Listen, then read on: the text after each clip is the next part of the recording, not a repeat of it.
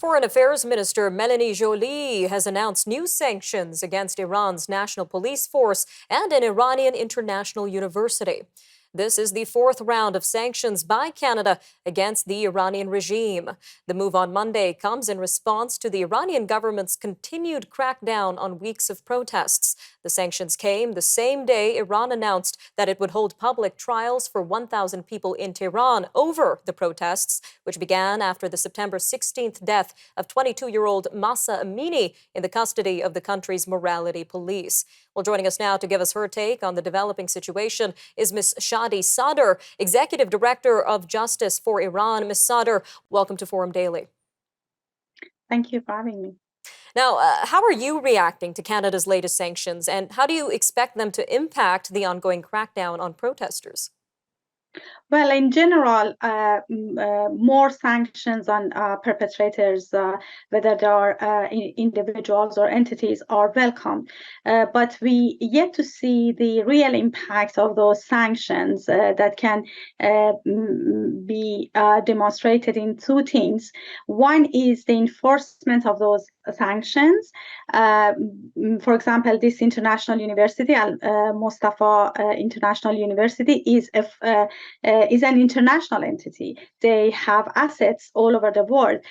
What would really good to see after designating this entity is freezing the assets of this university and having news about real restrictions of the activities of those who are involved in committing gross human rights violations. And second thing is to extend the sanctions to the individuals, to the relatives of those who are perpetrators of gross human rights violations. So we know that some of the perpetrators that are already in the list of sanctions by Canada or EU or US have relatives in Canada, and these individuals have benefited from the human rights violations in Iran, either financially or other kind of privileges. So until and unless we see the real impact and enforcement of the sanctions, we cannot be very positive about designating human rights violators, because in order to just saying that these sanctions are effective, we need to see them being enforced properly and effectively. Mm-hmm.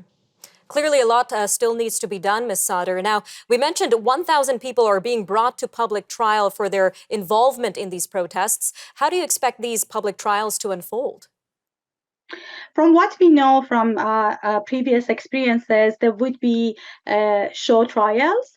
The detainees wouldn't have access to the lawyers, and they are, as we speak, they are under duress and pressure and torture, severe torture, to confess against themselves and the other detainees, and also to repeat the narratives of the governments that these protests are led by the US or Israel or Saudi Arabia or European countries' agents. So this is what we would see in near future in the show trials. So the detainees would come to the stage one by one, and under duress, they would actually repeat those forced confessions.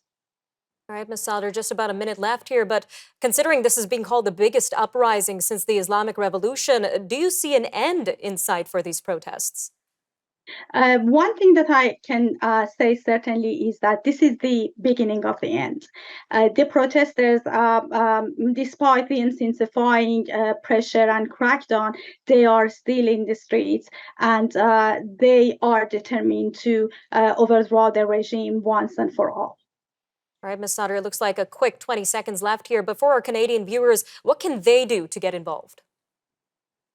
I think everything that prevents this regime from continuing the bloodshed would be effective. So we need actions that really damage the Islamic Republic regime, actions such as expelling the ambassadors or like diplomats of this regime from different countries, actions such as removing the Islamic Republic teams from sport competitions, from cultural events, any actions that actually recognize the fact that this regime is no longer representing its people, because a regime cannot represent the people and killing them at the same time.